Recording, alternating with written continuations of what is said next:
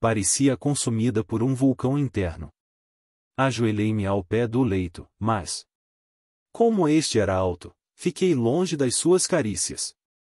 Não, meu filho, levanta, levanta. Capitu, que estava na alcova, gostou de ver a minha entrada, os meus gestos, palavras e lágrimas, segundo me disse depois, mas não suspeitou naturalmente todas as causas da minha aflição. Entrando no meu quarto, pensei em dizer tudo à minha mãe, logo que ela ficasse boa, mas esta ideia não me mordia, era uma veleidade pura, uma ação que eu não faria nunca, por mais que o pecado me doesse. Então, levado ao remorso, usei ainda uma vez do meu velho meio das promessas espirituais, e pedi a Deus que me perdoasse e salvasse a vida de minha mãe, e eu lhe rezaria 2000 Padre Nossos. Padre que me leis, perdoa este recurso, foi a última vez que o empreguei. A crise em que me achava, não menos que o costume e a fé, explica tudo. Eram mais 2000, onde iam os antigos?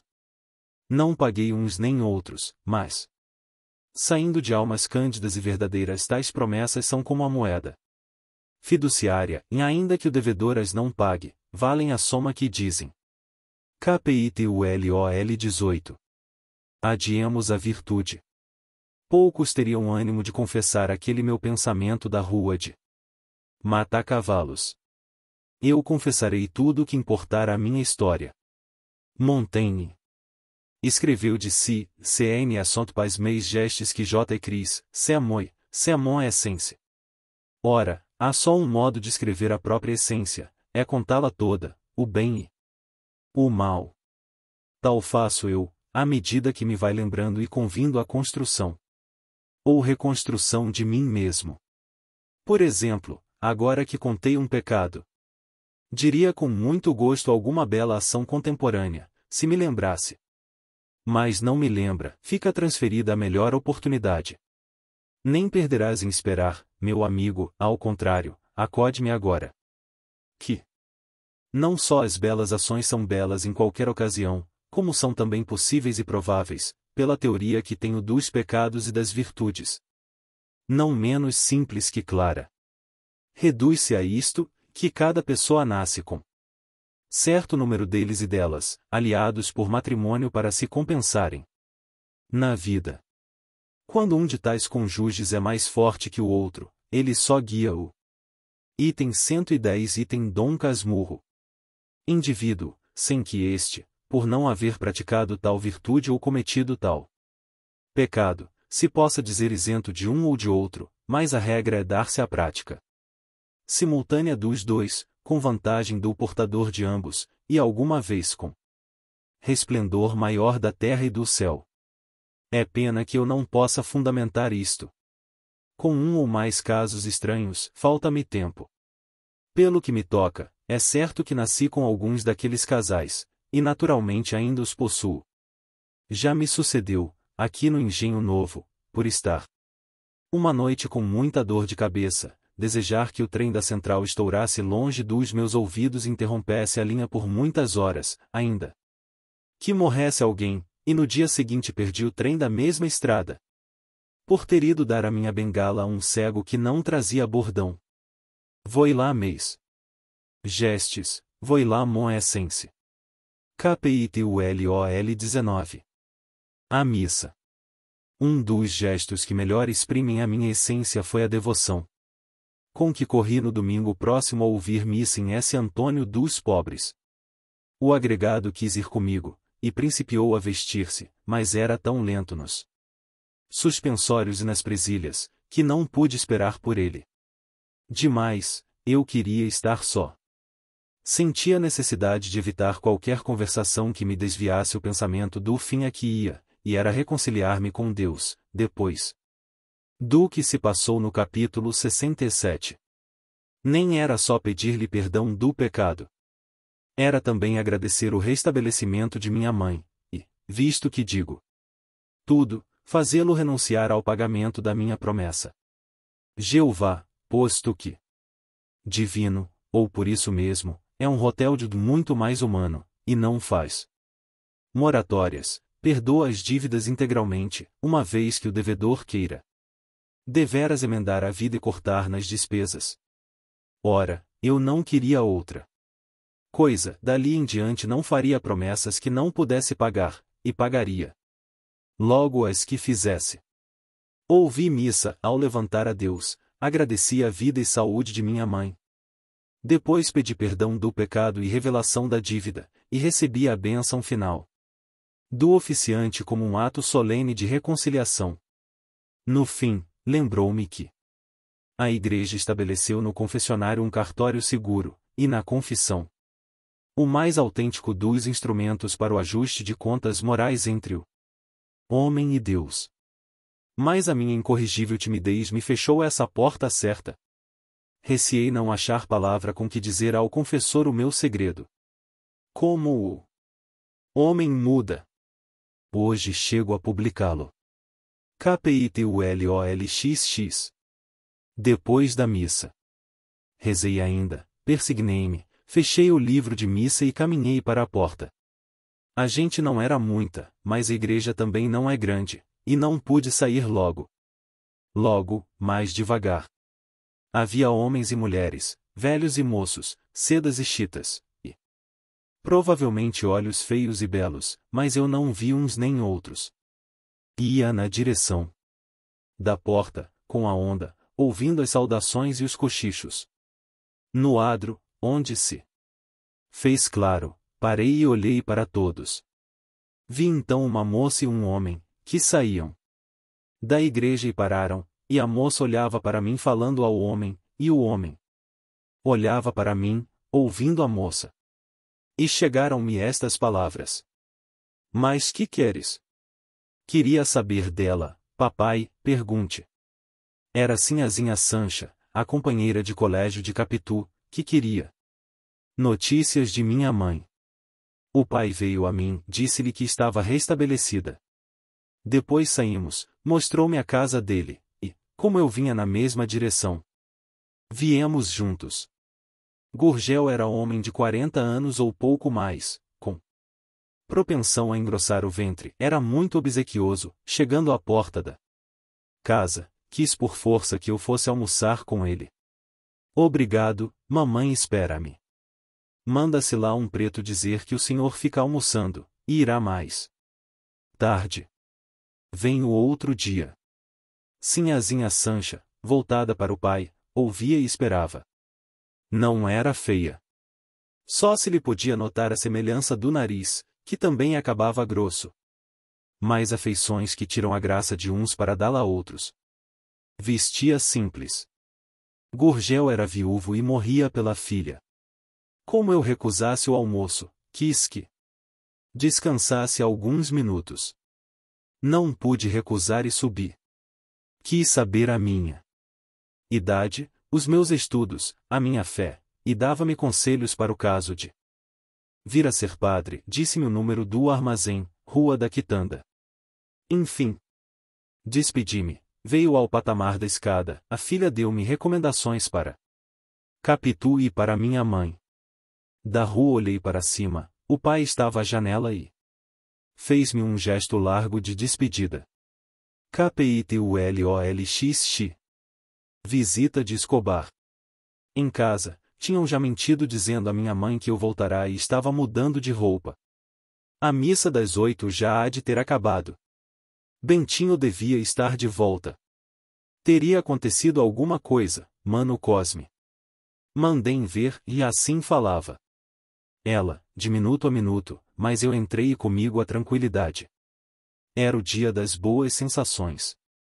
Escobar foi visitar-me e saber da saúde de minha mãe. Nunca me visitará até ali, nem as nossas relações estavam já tão estreitas, como vieram a ser depois, mas, sabendo a razão da minha saída, 3 dias antes, aproveitou o domingo para ir ter comigo e perguntou se continuava o perigo ou não. Quando lhe disse que não, respirou. Tive receio, disse ele. Os outros souberam? Parece que sim, em alguns souberam. Tio Cosme e José Dias gostaram do moço, o agregado disse-lhe que Vira uma vez o pai no Rio de Janeiro. Escobar era muito polido e, conquanto falasse mais do que veio a falar depois, ainda assim não era tanto como os rapazes da nossa idade. Naquele dia achei-o um pouco mais expansivo que de costume. Tio Cosme quis que jantasse conosco. Escobar refletiu um instante e acabou dizendo que o correspondente do pai esperava por ele. Eu, lembrando-me das palavras do Gurgel, repeti-as. Manda-se lá um preto dizer que o senhor janta aqui, e irá depois. Tanto incômodo. Incômodo nenhum, interveio tio Cosme. Escobar aceitou, e jantou. Notei que os movimentos rápidos que tinha e dominava na aula, também os dominava agora, na sala como na mesa. A hora que passou comigo foi de franca amizade.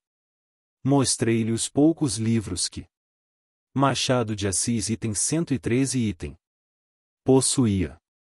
Gostou muito do retrato de meu pai. Depois de alguns instantes de contemplação, virou-se e disse-me: vê-se que era um coração puro. Os olhos de Escobar, claros como já disse, eram dulcíssimos, assim os definiu José Dias, depois que ele saiu, e mantenho esta palavra, apesar dos 40 anos que traz em cima de si. Nisto não houve exageração do agregado. A cara rapada mostrava uma pele alva e lisa. A testa é que era um pouco baixa, vindo a risca do cabelo quase em cima da sobrancelha esquerda.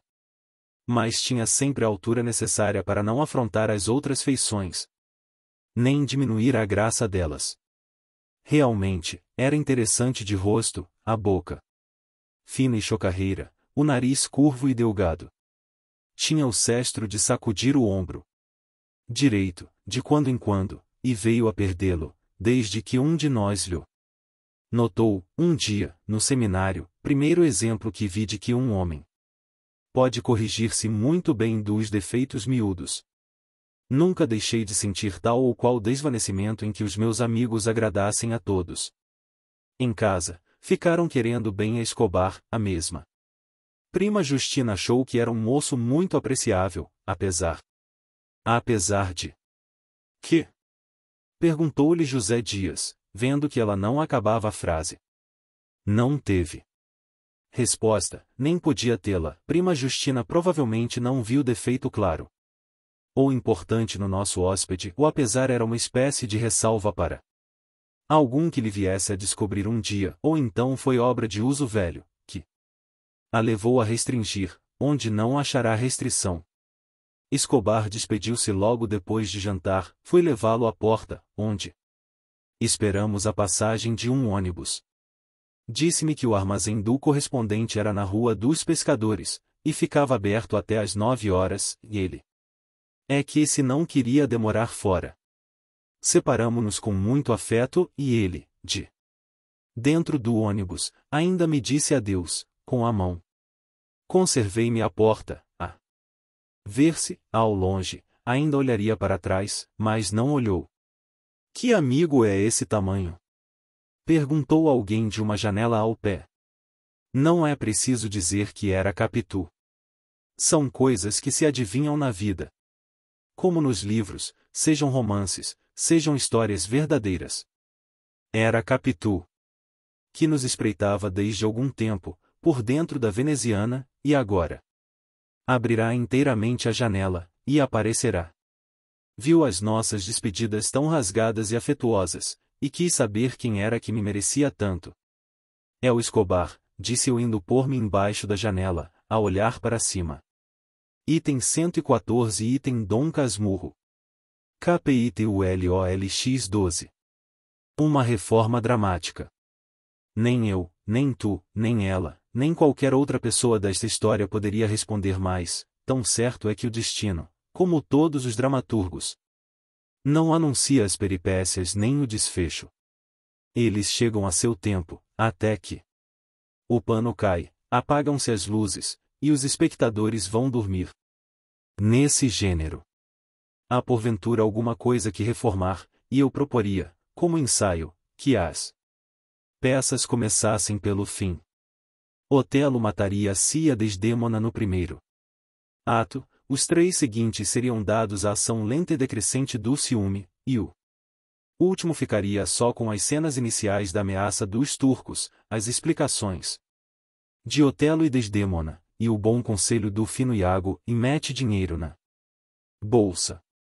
Desta maneira, o espectador, por um lado, acharia no teatro a charada habitual que os periódicos lhe dão, porque os últimos atos explicariam o desfecho do primeiro, espécie de conceito, e, por outro lado, ia para a cama com uma boa impressão de ternura e de amor. Ela amou o que me afligira. Eu amei a piedade dela. Capitulolx 13. O contra-regra. O destino não é só dramaturgo, é também o seu próprio contra-regra. Isto é, designa a entrada dos personagens em cena, dá-lhes as cartas e outros objetos, e executa dentro os sinais correspondentes ao diálogo, uma trovoada, um carro, um tiro. Quando eu era moço, representou-se aí, em não sei que teatro, um drama que acabava pelo juízo final. O principal personagem era Chaverus, que no último quadro concluía um monólogo por esta exclamação: ouço a trombeta do arcanjo. Não se ouviu trombeta nenhuma. A Chaverus, envergonhado, repetiu a palavra, agora mais alto, para advertir o contra-regra, mas ainda nada. Então caminhou para o fundo, disfarçadamente trágico, mas efetivamente com o fim de falar ao bastidor, e dizer em voz surda: o pistão! O pistão! O pistão! O público ouviu esta palavra e desatou a rir, até que, quando a trombeta soou deveras, e a Chaverus bradou pela terceira vez que era do arcanjo, um gaiato da plateia corrigiu cá de baixo: não, senhor, é o pistão do arcanjo. Assim se explicam a minha estada debaixo da janela de Capitu e a passagem de um cavaleiro, um dandy, como então dizíamos. Montava um belo cavalo alazão, firme na sela, rédea na mão esquerda, à direita a cinta, botas de verniz, figura e postura esbeltas, na cara não me era desconhecida. Tinham passado outros, e ainda outros viriam atrás, todos iam às suas namoradas. Era o uso do tempo namorar a cavalo. Relê Alencar, porque um estudante. Dizia um dos seus personagens de teatro de 1858, não pode estar sem estas duas coisas, um cavalo e uma namorada. Relê Álvares de Azevedo. Uma das suas poesias é destinada a contar 1851 que residia em Catumbi, e, para ver a namorada no catete, alugaram um cavalo por 3.000 réis. 3.000 réis. Tudo se perde na noite dos tempos. Ora, o dandy do cavalo baio não passou como os outros, era a trombeta do juízo final e soou a tempo, assim faz o destino, que é o seu próprio contra-regra. O cavaleiro não se contentou de ir andando, mas voltou a cabeça para o nosso lado, o lado de Capitu, e olhou para Capitu, e Capitu para ele, o cavalo andava, a cabeça do homem deixava-se ir voltando para trás. Tal foi o segundo dente de ciúme que me mordeu. A rigor, era natural admirar as belas figuras, mas aquele sujeito costumava passar ali, às tardes, morava no antigo campo da aclamação, e depois. Vão lá raciocinar com um coração de brasa, como era o meu. Nem disse nada a Capitu, saí da rua à pressa, enfiei pelo meu corredor, e, quando dei por mim, estava na sala de visitas. Capitulolx 14. A presilha. Na sala de visitas, tio Cosme e José Dias conversavam, um sentado, outro andando e parando. A vista de José Dias lembrou-me o que ele me dissera no seminário, aquilo, enquanto não pegar algum peralta da vizinhança, que case com ela, e era certamente alusão ao cavaleiro. Tal recordação agravou a impressão que eu trazia da rua, mas não seria essa palavra, inconscientemente guardada, que me dispus a crer na malícia dos seus olhares. À vontade que tive foi pegar em José Dias pela gola, levá-lo ao corredor e perguntar-lhe se. Item 116 Item Dom Casmurro. Falará de verdade ou por hipótese, mas José Dias, que parara ao ver-me entrar, continuou a andar e a falar. Eu impaciente, queria ir à casa ao pé, imaginava que Capitu saísse da janela assustada e não tardasse a aparecer, para indagar e explicar. E os dois falavam, até que tio Cosme ergueu-se para ir ver-a doente, e José Dias veio ter comigo, ao vão da outra janela. Há um instante tinha eu desejo de lhe perguntar o que havia entre Capitu e os peraltas do bairro. Agora, imaginando que vinha justamente dizer-mo, fiquei com medo de ouvi-lo. Quis tapar-lhe a boca. José Dias viu no meu rosto algum sinal diferente da expressão habitual, e perguntou-me com interesse: que é, Bentinho? Para não fitá-lo, deixei cair os olhos. Os olhos, caindo, viram que uma das presilhas das calças do agregado estava desabotoada, e, como ele insistisse em saber o que é que eu tinha, respondi apontando com o dedo. Olha a presilha, abotoe a presilha. José Dias inclinou-se, eu saí correndo. KPITULOLX 15. O desespero. Escapei ao agregado, escapei a minha mãe não indo ao quarto dela, mas não escapei a mim mesmo. Corri ao meu quarto, e entrei atrás de mim. Eu falava-me, eu perseguia-me, eu atirava-me à cama, e rolava comigo, e chorava, e abafava os soluços com a ponta do lençol. Jurei não ir ver Capitu aquela tarde, nem nunca mais, e fazer-me padre de uma vez. Via-me já ordenado diante dela, que choraria de arrependimento e me pediria perdão, mas eu, frio e sereno, não teria mais que desprezo, muito desprezo, voltava-lhe às costas. Chamava-lhe perversa. 2 vezes dei por mim mordendo os dentes, como se a tivesse entre eles. Da cama ouvi a voz dela, que viera passar o resto da tarde com minha mãe, e naturalmente comigo, como das outras vezes, mas, por maior que fosse o abalo que me deu, não me fez sair do quarto. Capitu ria alto, falava alto. Como se me avisasse, eu continuava surdo, a sós comigo e o meu desprezo. A vontade que me dava era cravar-lhe as unhas no pescoço, enterrá-las bem, até ver-lhe sair a vida com o sangue. Machado de Assis Item 117 Item KPITULOLX 16. Explicação. Ao fim de algum tempo, estava sossegado, mas abatido. Como me achasse estirado na cama, com os olhos no teto, lembrou-me a recomendação que minha mãe fazia de me não deitar depois do jantar para evitar alguma congestão. Ergui-me de golpe, mas não saí do quarto. Capitu ria. Agora menos e falava mais baixo, estaria aflita com a minha reclusão, mas nem isso me abalou. Não sei e dormi mal. Na manhã seguinte não estava melhor, estava diferente. A minha dor agora complicava-se do receio de haver ido além do que convinha, deixando de examinar o negócio. Posto que a cabeça me doesse um pouco, simulei maior incômodo, com o fim de não ir ao seminário e falar a Capitu. Podia estar zangada comigo, podia não querer-me agora e preferir o cavaleiro. Quis resolver tudo, ouvi-la e julgá-la, podia ser que tivesse defesa e explicação. Tinha ambas as coisas. Quando soube a causa da minha reclusão da véspera, disse-me que era a grande injúria que lhe fazia, não podia crer que depois da nossa troca de juramentos, tão leviana julgasse que pudesse crer. E aqui romperam-lhe lágrimas, e fez um gesto de separação, mas eu acudi de pronto, peguei-lhe das mãos e beijei-as com tanta alma e calor que as senti e estremecer. Enxugou os olhos com os dedos, eu os beijei de novo, por eles e pelas lágrimas, depois suspirou, depois abanou a cabeça. Confessou-me que não conhecia o rapaz, senão como os outros que ali passavam as tardes, a cavalo ou a pé. Se olhara para ele, era prova exatamente de não haver nada. Entre ambos, se houvesse, era natural dissimular.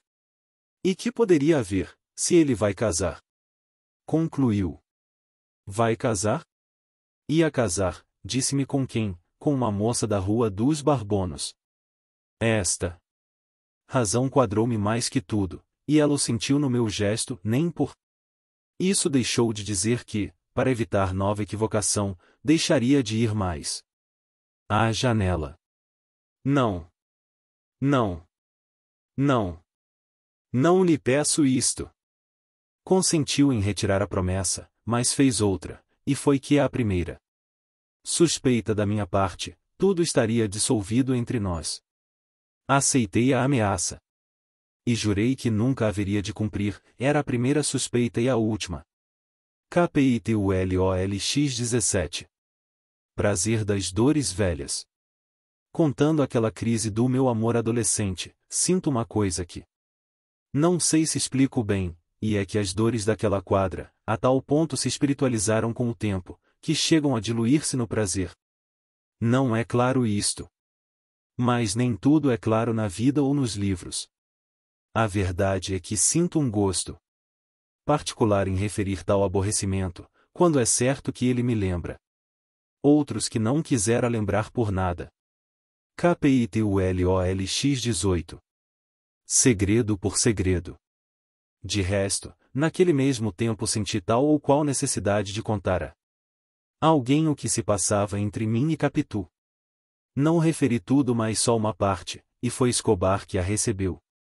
Quando voltei ao seminário, na quarta-feira, achei-o inquieto, disse-me que era sua intenção ir ver-me, se eu me demorasse mais um dia em casa. Perguntava-me com interesse o que é que tivera, se estava bom de todo. E estou. Ouvia, espetando-me os olhos. 3 dias depois disse que me estavam achando muito distraído, era bom disfarçar o mais que pudesse. Ele, à sua parte, tinha razões para andar distraído também, mas buscava ficar atento. Então parece-lhe. Sim, você às vezes está que não ouve nada, olhando para ontem. Disfarce, Santiago. Tenho motivos. Creio, ninguém se distrai à toa. Escobar. Hesitei, ele esperou. Machado de Assis item 119 item. Que é? Escobar, você é meu amigo, eu sou seu amigo também, aqui no seminário você é a pessoa que mais me tem entrado no coração, e lá fora, a não ser agente da família, não tenho propriamente um amigo. Se eu disser a mesma coisa, retorquiu ele sorrindo, perde a graça, parece que estou repetindo. Mas a verdade é que não tenho aqui relações com ninguém, você é o primeiro e creio que já notaram, mas eu não me importo com isso. Comovido, senti que a voz se me precipitava da garganta. Escobar, você é capaz de guardar um segredo?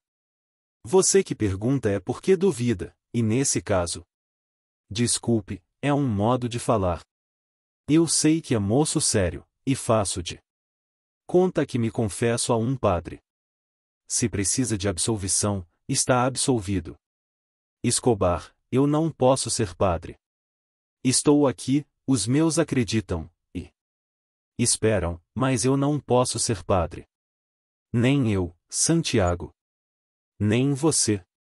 Segredo por segredo, também eu tenho o propósito de não acabar o curso, meu desejo é o comércio, mas não diga nada, absolutamente nada. Fica só entre nós. E não é que eu não seja religioso, sou religioso, mas o comércio é a minha paixão. Só isso? Que mais há de ser?